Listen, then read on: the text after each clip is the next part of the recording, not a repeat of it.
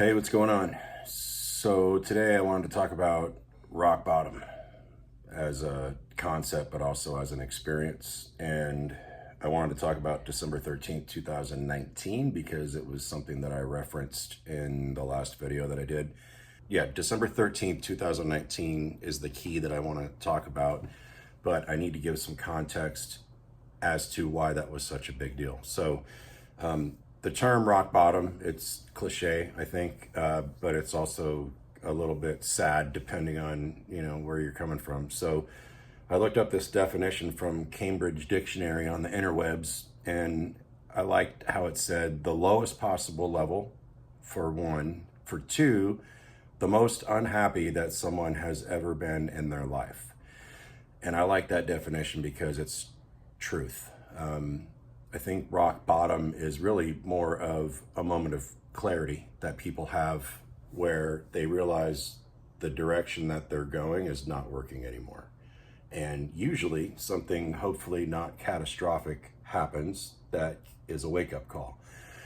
So for me, it was a wake-up call. And I'll get right back to that. But I wanted to give, like I said, context about why my situation and my dependence on alcohol was such a big deal and why it was such a big deal to quit. So going back to childhood, I was born in LA, and I had a mom and dad, obviously, and a brother and a sister. My brother was 10, my sister was 12. So I showed up well after the fact. Why? Who knows?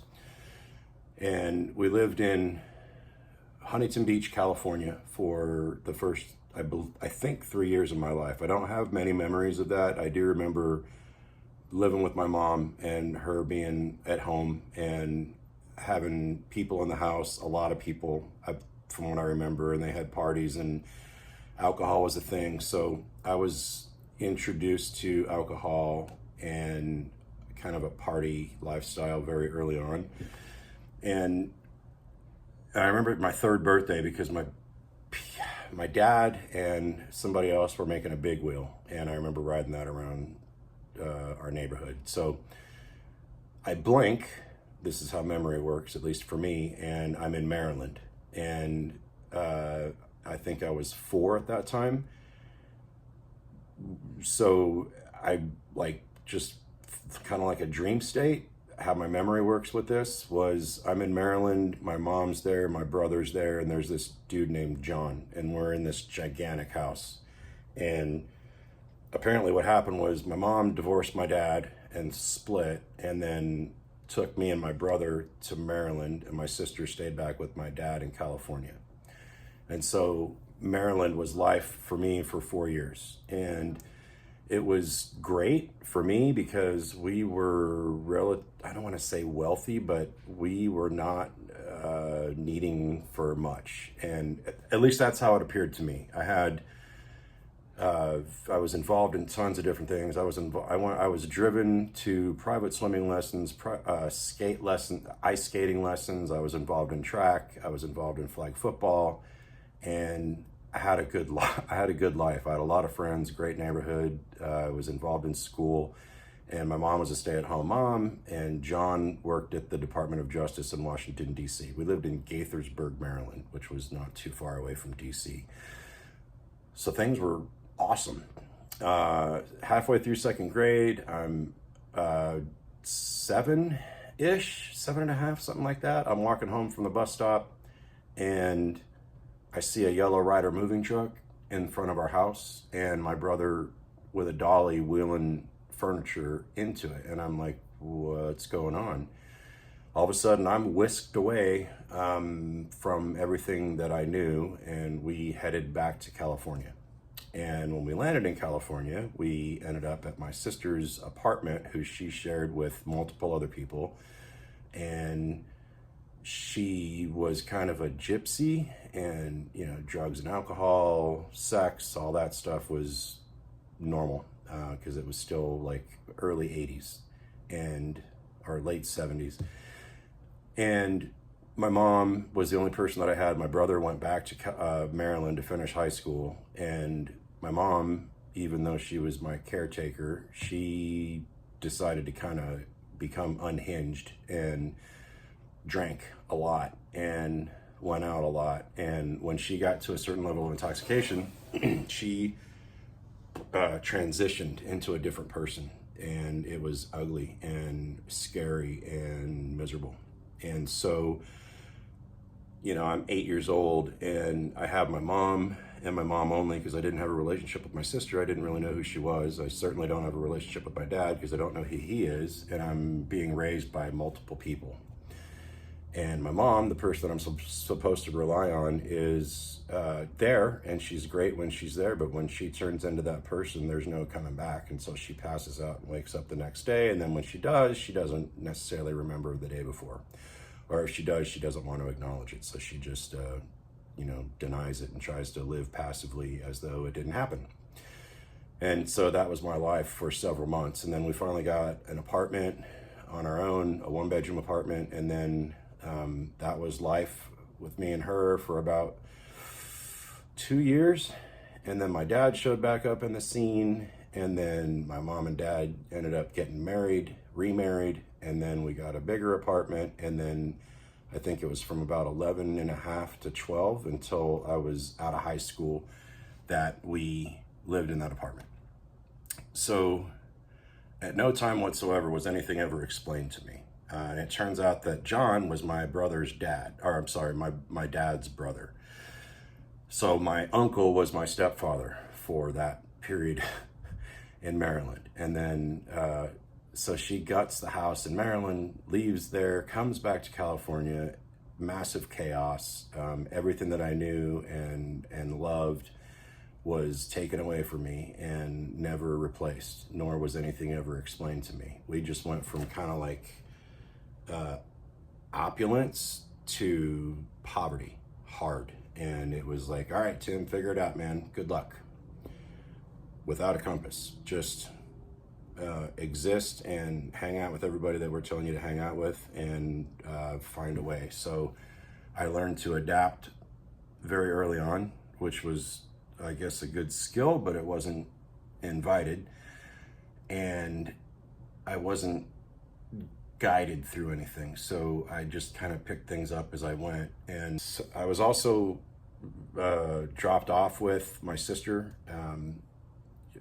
When we got our apartment, she was evicted from her apartment, and she went to go live by the beach in Hermosa in California. And that was kind of cool to go hang out with her, but I still didn't have any idea where the hell I was or why I was there. I was just in complete, pretty much shock for years. And so then my dad comes back in the scene. In between my dad and prior to him, for that 2 years or whatever, my mom would go out and she would come home with various men. And, there was, God love her, but she just was a little bit of a monster, when it came to having sex in the same room that I was in with these guys, and alcohol, drugs, and then being dropped off with my sister for weekends, 1, 2, 3 weekends of the month.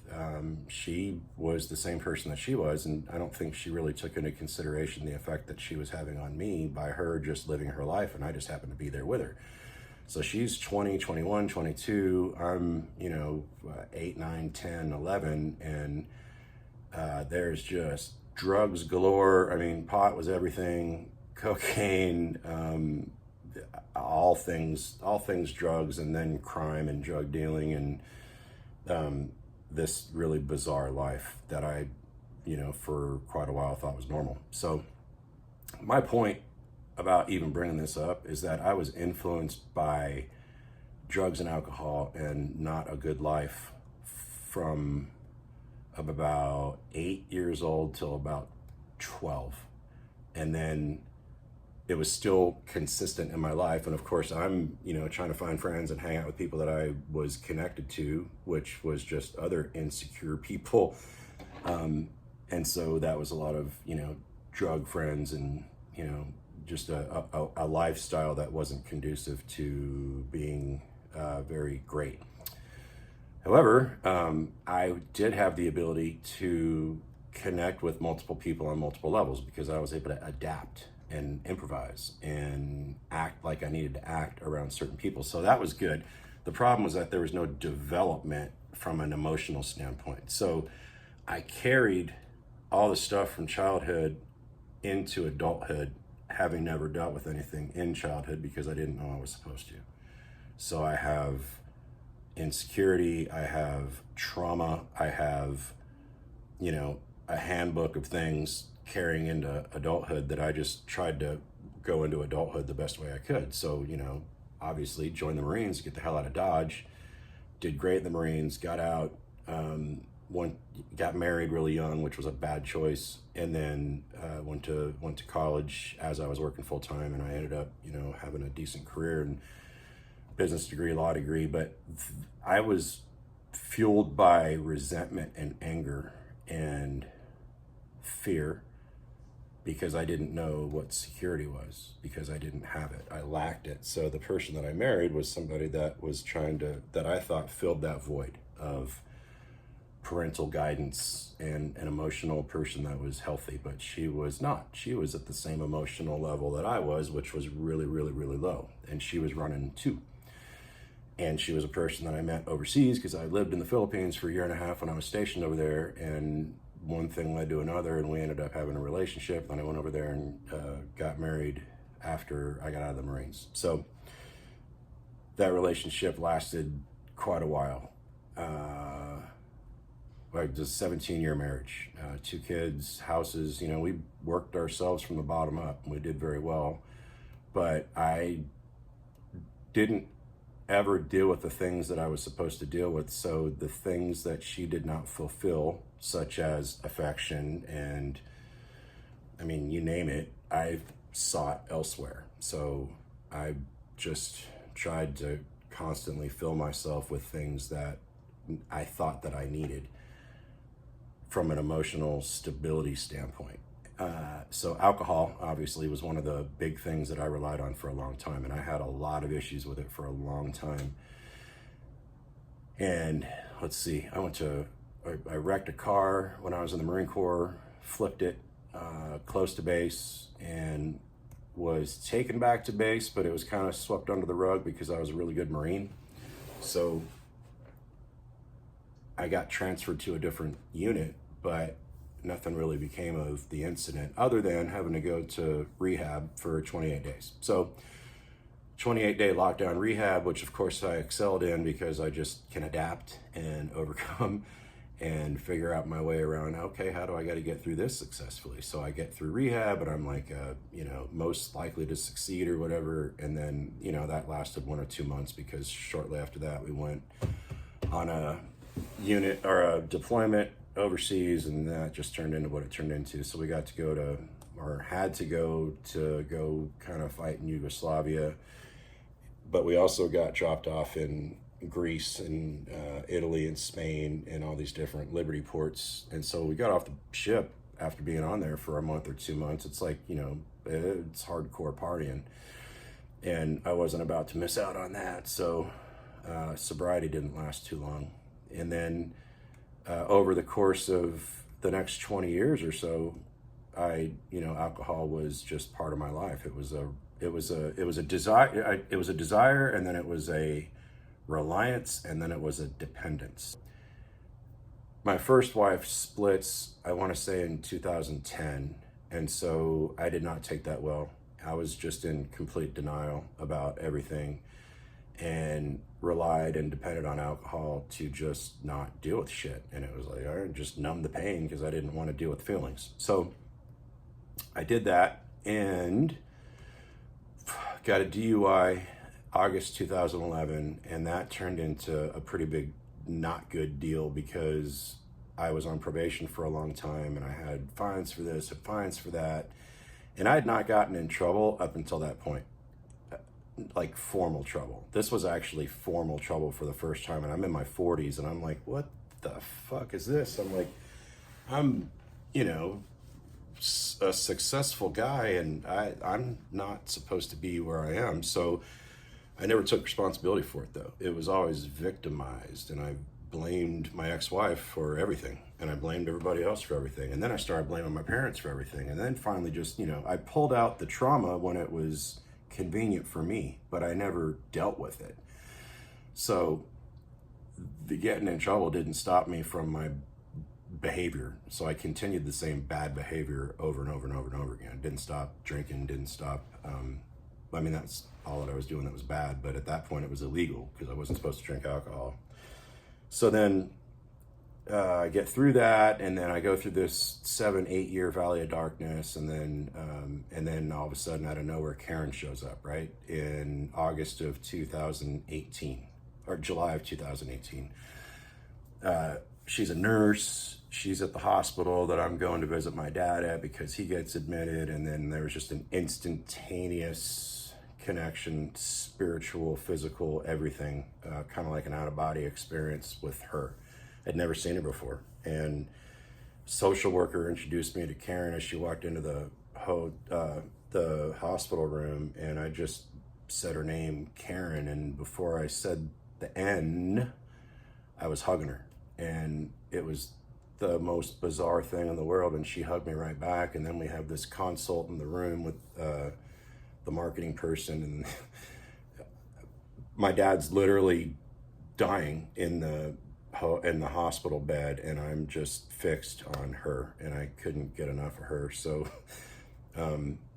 I guess that's a whole different story. My dad ends up dying the next day. I had no idea. That just was a shock that came out of nowhere because he'd been ill a trillion different times, and he goes in the hospital and then he gets out. He goes in the hospital, he gets out. He should have been dead 40 years probably prior to him dying. So I had no awareness that there was actually an issue with him. And so his death was a shock, massive shock. And then 3 weeks later, my mom dies, which was also a shock. So there's a lot going on with that. So I'm dealing with so when that happened, everything that I had stuffed from trauma and an abuse standpoint with them flooded, and I was overwhelmed for months, and it was an ugly, ugly situation. So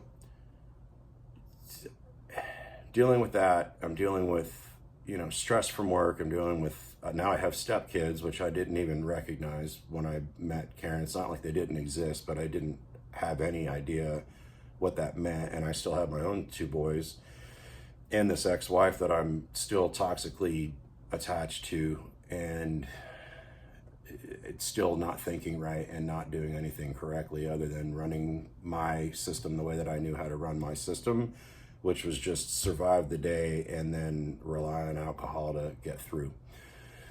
So December 13th, 2019, it's a bad week. I'm drinking, day drinking, night drinking, going on a couple of weeks, and then I'm driving back from work, and then just sitting on the overpass of trying to get across the freeway, and I see a gas station across the street, and I'm like, oh, that's where I need to be. And I wasn't even in my city that I live in.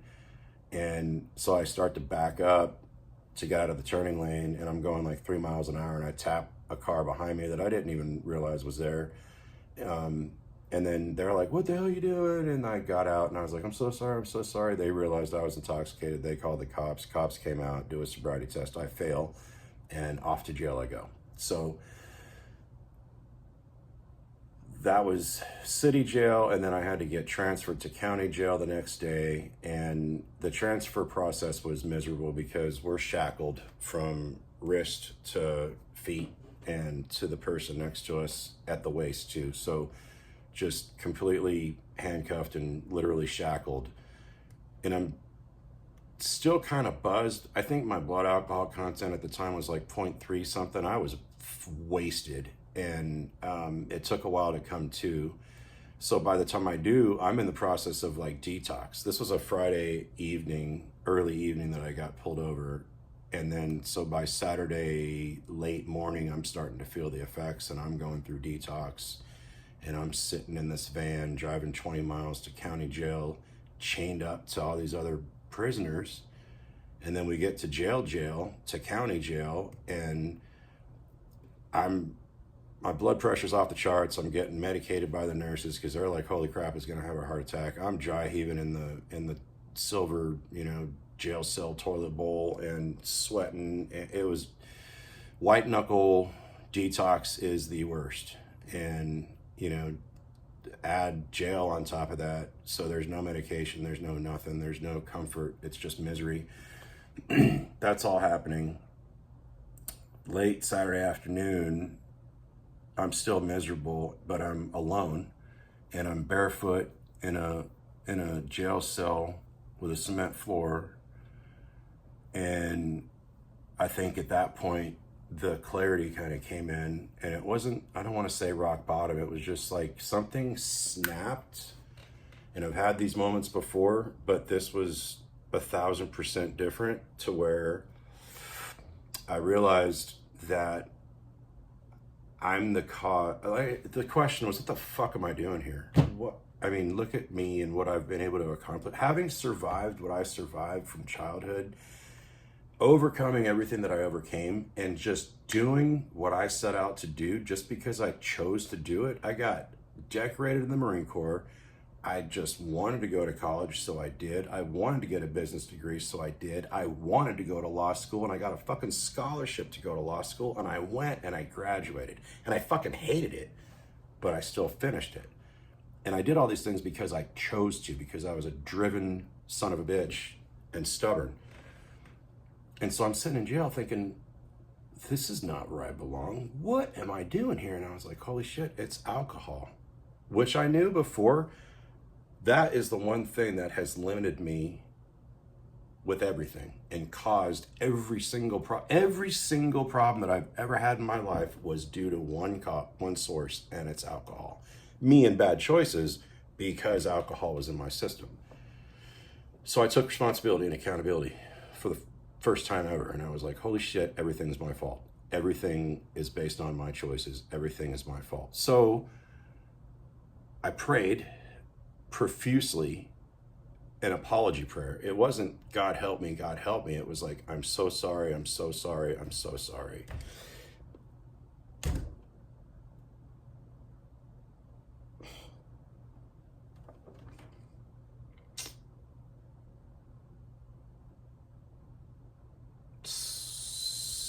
So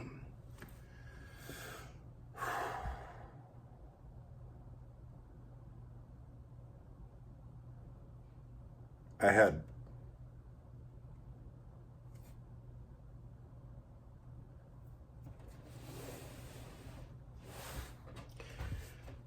been able to do what I was able to do, not by my own power. And I hadn't ever realized that. Why I was born into the situation that I was born into, I will never know. But I survived. And I claimed to never be a victim, ever, ever, ever, ever, ever. Because I didn't want to end up like my brother and sister, and I certainly didn't want to end up like my parents. So from a very early age, I saw what needed to be done, which was that, okay, I'm going to have to figure this shit out on my own, and there's nobody here to help me. So I just picked up on characteristics of different people as I could that seemed to be good and that I would want to work with. But I was still just driving my own life. So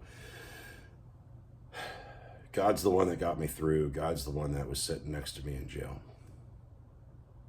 God's the one that got me pulled over in the first place, as gently as it was. Because I was shit-faced hammered, and there's no way I probably could have gotten home, and who knows what could have happened. So thank God I got pulled over, not just because God, I think, orchestrated it, but thank God nobody else got hurt. And so then sitting there and having that clarity was amazing. And it was then and there. So the other part of the clarity was everything was so much better. Like, Karen shows up, drops out of the sky. I was completely undeserving. That was just grace. I didn't think I was worthy of anything good. And I realized that that was a lie, that I was living for a long time just based on my circumstances as I was raised and people that I was surrounded by as an adult. people that I chose to marry.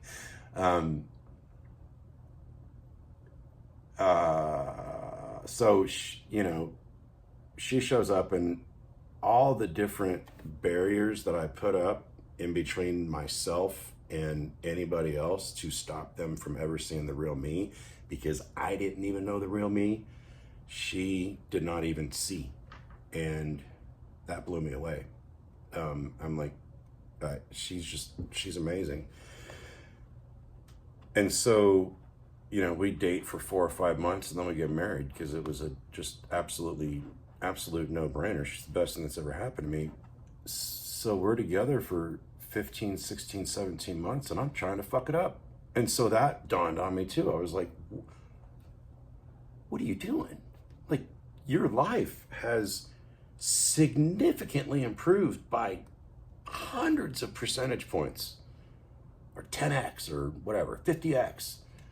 And there I am, just still living in my own misery and causing issues with her, because now she's gonna have to deal with all this shit. So it was that point too. So I'm like, pray. Called her probably a dozen times, collect, of course, apologizing to her, begging her not to leave me, because I have no security. No security from childhood. My first wife left, and the only reason I stayed married to her as long as I did is because I was hell-bent on never getting divorced, because I couldn't deal with it when I was a kid. And so that is a whole other story, because that actually happened. So I'm terrified that she's going to split, and she promises that she won't. And I just surrendered to God, and made an agreement with myself to do like 2 things: stop drinking and commit to God. And I got out of jail. I mean, we're just talking about weekend jail, but and no fines, no bail, no nothing. It was the weirdest thing, because this was technically my second DUI, but I didn't have it stamped like that. So I get set free. I mean, I did have to go back to court, and there was a couple months of probation. It was like not that big of a deal, but it was all like meant to be, if that makes any sense. So I didn't even know that going forward. I just knew I finally took accountability for everything at that moment in that jail cell, and made an agreement with myself to eliminate alcohol from my life, because it was crystal fucking clear that was fucking everything up, and I was not going to ever get anywhere or ever realize my potential if that stayed on board. So it was that, and then it was committing to God and surrendering. Coincidentally, I was in Regeneration, the program at church for recovery, while I got that thing. I was at step 4, which is inventory, which is where you dig through your past and you come up and you deal with all the things of harms to you, harms by you, resentments, and all these things. So add that to the list of things that were stressing me out, causing me to drink, which wasn't true. It was just me choosing to drink and making everything worse, because I wasn't dealing with the shit that I was supposed to be dealing with. So get out of jail. Karen picks me up. She looks at me. She's like, you look completely different. And it was because I had physically manifested the spiritual event that happened. My appearance was different, because I was committed, and it was like a weight removed, but it was also just a full-blown, like, holy crap, you look different. The way that you're talking about this, the way that you're approaching it, everything was so. I didn't have to prove anything to her.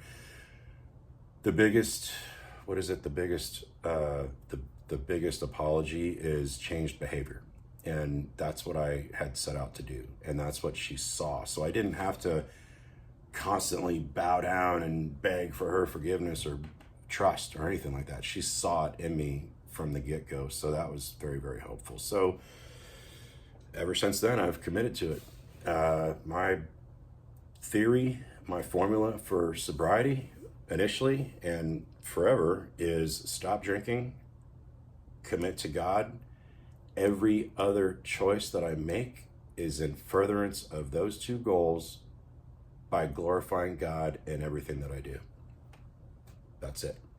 And I cannot go wrong because they rely on each other. I can't be sober without God, and I can't have God without sobriety. They are absolutely required. And, from there comes my desire to figure out these things stopping drinking is just stopping drinking. Stop putting alcohol in your mouth and you're sober. Okay, good. Now what? Now how the hell do I live every other day? Because it's going to be different now since I've lived the previous 40-something years with alcohol. So how do you completely rewire yourself and change yourself? And that's exactly what you do. You rewire your thinking. You have to actually think differently.